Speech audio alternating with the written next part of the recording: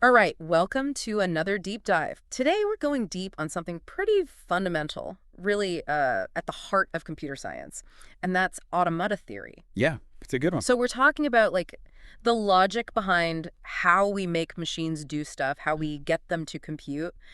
And this deep dive, we've put together especially for someone who's taking the Connected Components of Chaos course. That's right. We're going to be going through some of the materials from that course and really digging deep into the core concepts of automata. Yeah. The stuff that everything else builds on. Yeah, exactly. So those really basic building blocks, right? Yeah, the foundations. And two of the biggies are finite automata, and push-down automata. And it's actually, important to understand right off the bat that those are actually considered weaker than a full-on programming model. Like, they have limitations, but, we're going to explore that, as we go along. Yeah, and don't let that weaker thing fool you. No. It's pretty amazing how many real-world applications are based on automata theory. Yeah, you'd be surprised. It's a lot more than you'd think. Yeah, totally. We're talking everything from neural networks, like how those things process information, to even compiler design. That part where you write your code and it gets turned into something the computer can actually understand. Yeah. So that lexer and parser, they're using finite state machines, which is a core concept in automata theory. And it pops up everywhere else, natural language processing, neuroscience modeling, brain activity. Yeah. Even bioinformatics, analyzing those sequences of life. And it's even in that theoretical stuff, like computability and switching theory. It's really a pretty universal toolkit. Totally. To get a good handle on automata, we need to start with some of the math basics that were probably in your early lectures. Like sets. Sets. Yep, sets, what they are, how to describe them, the operations, relations, all the laws, and even power sets. They're kind of the bedrock here. So a quick recap of the essentials. Okay, so sets, they're just collections of things, right? Right. Unordered collections, with each thing unique. Hmm. They could be numbers, letters, whatever, even other sets. Okay, right, yeah. So you can have, A, B, C, or, you can do it with that set builder notation, the one that's X is an even natural number, that kind of thing. Exactly. And then you build new sets with operations, like union, where you combine stuff, intersection that's for the common elements, and difference, where you see what's left after removing stuff. Yeah. And, symmetric difference. Don't forget about the complement of a set, relative to the universe. Right, the complement, yeah. And cardinality, which is just how many things are in the set if it's finite. Right. Okay, so it's not just moving these collections around, right? You have to understand how they relate to each other. Right. That's where you get concepts like membership is a thing in the set, subset one set inside another, equality, are they exactly the same, proper subset one set inside another but not equal, and then disjoint sets, do they have any overlap? Right, yeah, okay. Those are the ways we talk about connections between sets. Makes sense. And don't forget the laws that govern those set operations. Things like commutative law, associative law, distributive law, De Morgan's law. Oh, right, all those. They're important. They're the ground rules, and believe me, they're going to come in handy when we look at how automata work later. Okay. And then, there's power sets. Power sets kind of blow my mind a little bit, thinking about all the possible subsets of a set, including the empty set and the set itself. Yeah, it's a power set. It's this next level of abstraction. And how does this all connect to the states our machines can be in? That's a really good point. Power sets become really important when we talk about non-deterministic finite automata. Because a single state in a deterministic equivalent, it can actually represent a whole set of states from the non-deterministic machine. And here's a cool little fact. If your set has n elements, it's power set.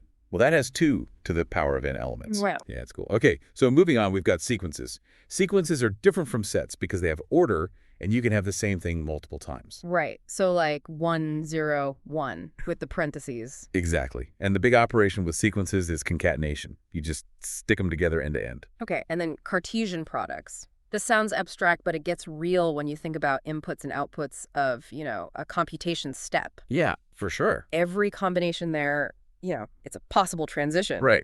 So if you've got set S1 and set S2, they're Cartesian product. That's S1, A to S2. It's all the pairs you can make. First element from S1, second from S2. And you can, generalize this to more than 2 sets, right? Absolutely. You get those ordered n tuples. And you can do it with the set n itself, like A. Yeah. Or we write that as A to the K. That's K tuples where every element is from A. Okay.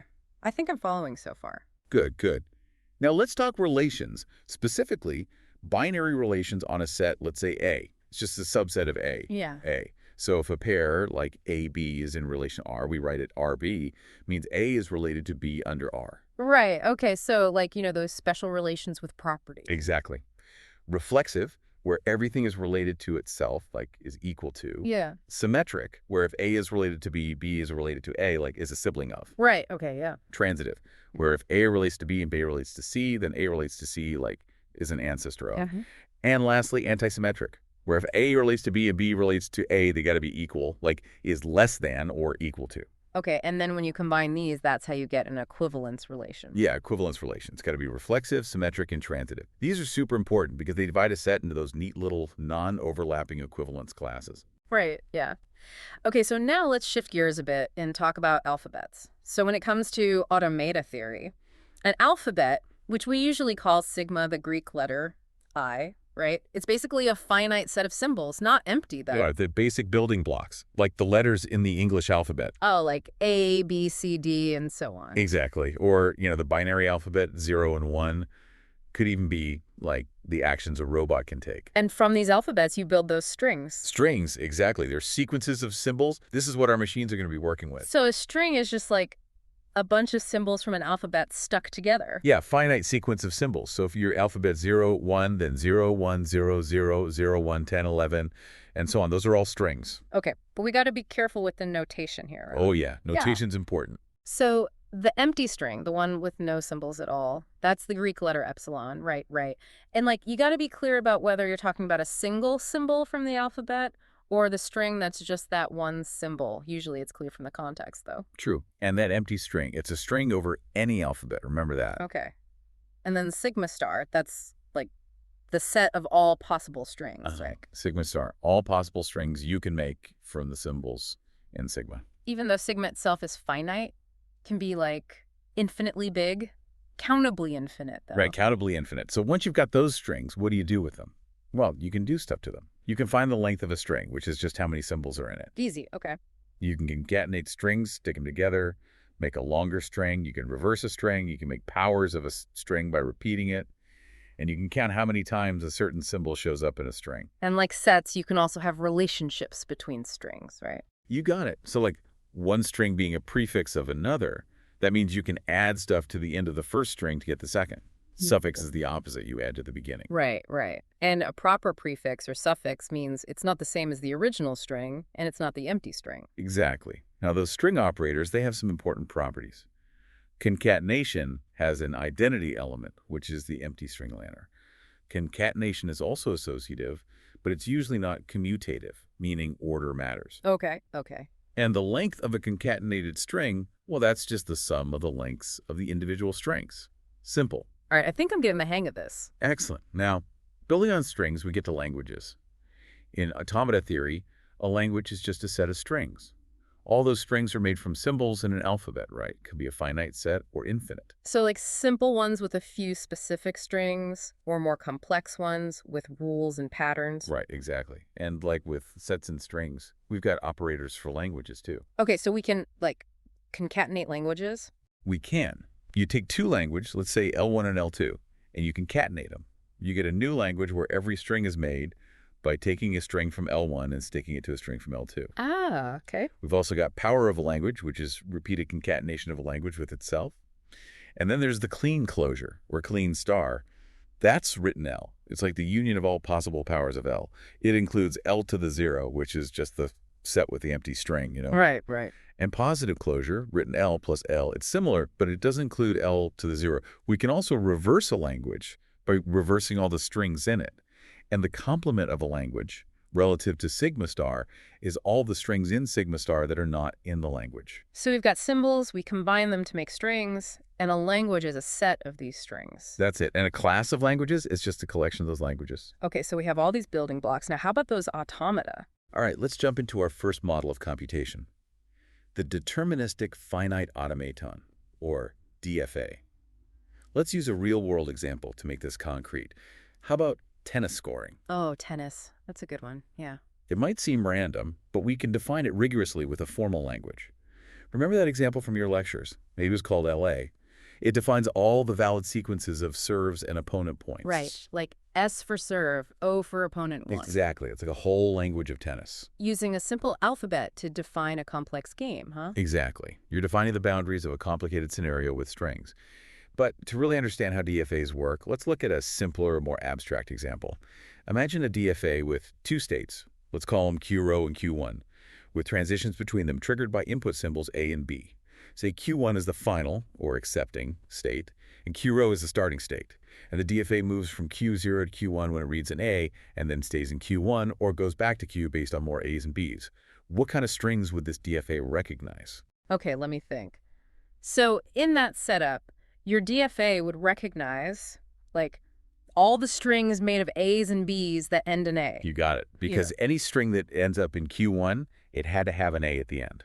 Okay, that makes sense. Remember some of those other DFA examples from the lectures? Yeah, I think so. Like one that recognizes strings that start and end with the same symbol. Oh, right, and that one that recognizes strings starting with A, right? Exactly. Now, these examples, they get us thinking, right? What kind of patterns can these like finite state devices actually see or recognize? Right, like what kind of information can they actually handle, yeah. So the core question is, what exactly do these DFAs compute? What language? What specific set of strings do they define? It's like figuring out what they actually do, right? Exactly. So now, to understand these machines, let's think about how they're built. We picture them with like a tape that holds the input string. A control unit, that's the brains of the operation, holding a finite number of states. And then a read head, which scans the symbols on the tape, one by one, going left to right. Okay, so they have to go left to right, they can't go back. Well, that's a good question, right? That kind of leads to some pretty fundamental questions, right? About, what they can and can't do. Yeah, okay. Like, can this control unit, can it process things in parallel, at the same time? Ah, good question. Can that read head move around all over the place? Or is it stuck? Does it have any memory other than its current state? Oh, interesting. So like extra storage. Exactly, yeah. Yeah. Can it go back on the tape? Can it not just read the symbols, but change them, right on the tape? Mm. And is that tape finite? Or could it be, like, infinitely long? Oh, wow. Yeah. And are there limits to what we can put on the tape? That's a lot to think about. It is, right. So as you think about these possibilities, think about which ones really change how powerful the automaton is. Right. Which limitations really restrict what they can do. Makes sense. Okay, now let's get formal, with a mathematical definition of a deterministic finite automaton. It's a 5-tuple, Q, QA0, F. So Q is the set of all the states the DFA can be in, is the alphabet of the input symbols it can read. Right, okay, so like all the possible inputs. Exactly. Delta is the transition function. It tells you, for each state in Q and each input symbol in S, exactly which state the automaton will move to next. And it can only be one state, right? Because it's deterministic. Exactly. Then you have QO0, that's the starting state. That's where it begins when it gets an input string. And lastly, F is the set of final states. If the DFA ends up in one of those, after processing the whole input string, that string is accepted. Okay, and I think in the lectures we had an example of this for the DFA that recognizes those strings ending in A. Yeah, bro. So we had like Q was QOQ, right? Sigma was AB. Yeah. Transition function had rules like QOA equal Q1, meaning if you're in Q0 and you read A, you go to Q1. And, the start state was Q0 and the set of final states was just Q. Right, right. Now, another really useful way to picture all this is with a graph. A directed graph or a state diagram. Yeah. So each state in Q, that's a node in the graph. The transitions from delta, those are directed edges connecting the states. And each edge is labeled with the input symbol that triggers it. We use an arrow without a starting state to show the initial state, QA. And final states, we draw them with a double circle. The labels inside the circles are just for us, so we can talk about them. So it's like a roadmap of what happens in the DFA, right? Exactly. Now, there's a classic problem that's often used to show how DFAs work, and that's the wolf, goat, and cabbage puzzle. It's about getting a wolf, a goat, and a cabbage across a river. But you can't leave the wolf alone with the goat, or the goat alone with the cabbage. Oh, right. I remember that one. So the set of states, Q, would be all the possible arrangements of the farmer, the wolf, the goat, and the cabbage on each side of the river, following the rules. Sigma, the alphabet, would be the actions the farmer can take, like moving the wolf, goat, cabbage, or himself. The transition function, delta, that describes how the situation changes based on what the farmer does. And the final state would be like everyone safely on the other side. Exactly. So you see how this, seemingly real-world problem with rules and constraints can be turned into a DFA. Mm. We can define each of the 5 components, Q, AT, Q, 0, for this puzzle, and then a sequence of actions by the farmer. That's like a path through the DFA. That's cool. So we've seen like 3 main ways to represent a DFA now. Right. You've got the formal definition, which is mathematically precise. And the transition table, which lists all the transitions for each state and input. And then the state diagram, the graph, which gives you a more intuitive visual representation. Okay, now how does a DFA process an entire string? Not just one symbol. That's where the extended transition function comes in. We write it as GUD, delta with a hat. So the regular transition function, that tells us where to go based on one input symbol. The extended transition function, Q, tells us the state after processing a whole string starting from some state. So it's like looking at the big picture, the whole sequence. Exactly. And it's defined recursively. For any state Q in the empty string, Q is just Q. Which makes sense, right? You haven't read anything, so you stay in the same state. Right. Now, if we have a string, say wa, where W is any string and A is a single symbol, then doq wa is WWA. So you first figure out where you end up after reading W, and then you see where A takes you from there. Exactly. You break it down step by step. Makes sense. The lecture probably had an example of how this works, like tracing the DFA as it reads a string like 0, 11. You use that recursive definition of 2, and you see how the DFA moves through its states. So now we can define what language a DFA recognizes, right? All right, we call it LA, the language of A. So a string is accepted by the DFA if, after processing it, starting from the initial state, the DFA ends up in one of the final states. Exactly. Formally, that's QQ0WAF. The language LA is then all the strings that A accepts. And a regular language is just a language that some finite automaton can recognize. Precisely. Now, it's interesting to think, if we define acceptance using this extended transition function, why not just define the DFA using it from the start? That's a good question. I guess we start with the single symbol transition function because it's more about the basic behavior of the machine, right? Exactly. The function shows how the machine moves between its states when it reads one symbol. The extended function, that's about the big picture, the whole computation. So a SOAPs is like the foundation tied to the finite structure, and DIA is what we get when we apply repeatedly. Makes sense. So a quick recap of the key definitions. Extended transition function tells you where you end up after reading a whole string. String acceptance, you end up in a final state. Language recognition, the DFA, accepts all the strings in the language and rejects everything else. And this leads to some pretty big questions, right? Like, what language does a specific DFA actually recognize? Are there languages that no DFA can ever recognize? Exactly.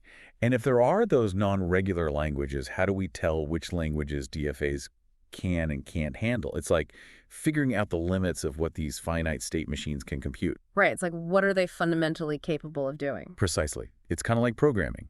The DFA model is like a really limited programming language. A specific DFA is a program, and acceptance is the result of running that program. Okay, I like that analogy. It's a good one, right?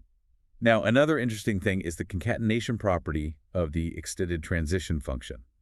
It's basically saying, if you have a string that's made by putting 2 strings together, U and V, then the state you reach after reading U is the same as if you first read U, got to some state, and then read V from there. It's pretty intuitive, right? Yeah, it makes sense. And you can prove it formally using induction. Right. So then in the lectures, we probably looked at a proof for a specific DFA, maybe one that accepts binary strings that don't have 2 ones in a row. Right. You'd show that if the DFA accepts a string, it can't have 11. And then the other way around, if it doesn't have 11, the DFA accepts it. This kind of proof often uses induction, maybe with a stronger assumption about what state you reach after reading certain types of strings. Okay. And then there's that DFA with respect to a final state that's written LAQ or LAQ, which is all the strings that make the DFA A end in a specific state Q. Yeah, Q doesn't have to be a final state in the original DFA. And then LA, the whole language, is just the union of all the LAQ for all the states Q that are actually final states in A. And a good example of building a DFA is that multiple of 3 example. That's where we made a DFA that can recognize binary numbers divisible by 3. Right. The trick there is to use the states to represent the remainders when you divide the number by 3. So the remainders can be 0, 1, or 2. And the transitions between those states, those are based on the next bit you read in the binary number. And you update the remainder based on that next bit, right? Exactly. The initial state is remainder 0, and the final state is also remainder 0, but after you've read the whole string. Okay, that's clever. So we can encode divisibility into the DFA. We can. Now, let's think about what a DFA actually computes in terms of functions. It takes a string from sigma star and gives a binary output except, which is like true or 1, if the string belongs to the language, or reject, which is like false or 0 if it doesn't. Right, so it's basically a function from sigma star to true or false, yeah. Right, or a subset of sigma star. Okay. Now, DFAs work on strings, but lots of different data can be encoded as strings, right? And any function with multiple inputs can be rewritten as a function with a single input, which is just a string representing all the inputs, or as a predicate, a function that returns true or false. Oh, I see. So even though DFAs seem limited to just accepting or rejecting strings, they can actually do more. Exactly. Their computational ability goes beyond just that. The lecture probably showed a simple DFA and explained what predicate it actually computes. Right. And then we talked about those models of computation, right? Like the hierarchy of them. Right. Finite automata with regular languages are like at the bottom. Above them, you've got push-down automata with context-free languages, and then Turing machines, which handle recursively enumerable sets. It's like a ladder of increasing power. Exactly. Yeah. And you might have seen a simple DFA along with its equivalent regular grammar and regular expression, showing how they all connect in the world of regular languages. Okay, so after all that, we know what DFAs are, how they work, but are there languages that aren't regular? Like, can any DFA recognize any language? Ah, a big question. And the answer is no. There are languages that no DFA can recognize, no matter how many states it has. So there are languages that are too complex, even for infinite DFAs. It's not about complexity, really. Yeah. See, there are infinitely many DFAs, but there are way more languages, uncountably infinite, in fact. So some languages just can't be handled by a DFA. It's like there just aren't enough DFAs to cover them all. Okay, that makes sense. But does this just tell us these languages exist, or can we actually point to an example? Good question. The lecture probably showed you an example of a language that we know is not regular.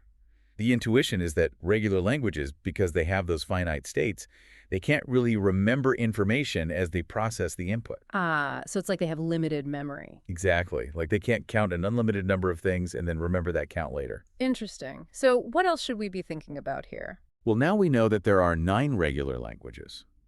But what actually makes a language regular? Are there any tests to see if a language is regular? And are there other computational models that can recognize exactly the same languages as DFAs? Okay, so like we need to map out the boundaries of what's regular and what's not. Exactly.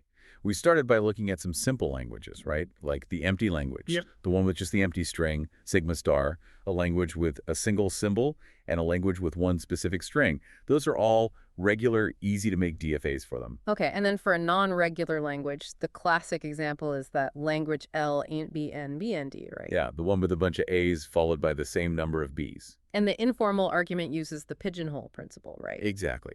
If you have a DFA with, say, P states, and it's trying to read a string from that language, where N is way bigger than P, then it's got to enter the same state more than once while reading the A's. Because it has more A's than states to remember them with. Precisely. So you could, like, repeat that part of the string, and the DFA wouldn't know the difference. It would accept a string that doesn't have the same number of A's and B's, which is wrong. So it can't really count properly because it runs out of memory. Exactly. Now, there's a formal proof for this, too, using the extended transition function. You assume it's regular, so it's recognized by some DFA with P states. Then you look at a string where the number of A's is bigger than P. The pigeonhole principle tells you the DFA must visit a state twice. So you can repeat a chunk of A's and mess it up. Exactly, and the DFA can't tell the difference. Another formal way is to show that if you read different numbers of A's, you should end up in different states. But if the DFA has fewer than n states, well, you can't have in different states, so that's a contradiction. Okay, so that proves it's not regular, but it's not all about counting, right? Right. Good point. There are nuances, like the language A10B10 that's regular because it's just one string, and Anibian N100 is regular too because it's a finite combination of regular languages. Right, so those are actually finite, yeah. But then W hashtag BW, that one's not regular, even though it seems like it's just about counting. It's about the order, too, that can make it non-regular. But then W hashtag BW is regular. Yeah, that one's interesting. The lecture probably gave a simpler way to describe it, maybe something about the string starting and ending with the same symbol. Okay, so sometimes it's about more than just counting, right? Right. Good observation. Yeah. Now, understanding this difference between regular and non-regular is important for understanding closure properties. Closure properties. Yeah, closure properties. In math, a set is closed under an operation if, when you do that operation on things in the set, the result is still in the set. Okay, like if you add two integers, you get another integer. Exactly. That means integers are closed under addition.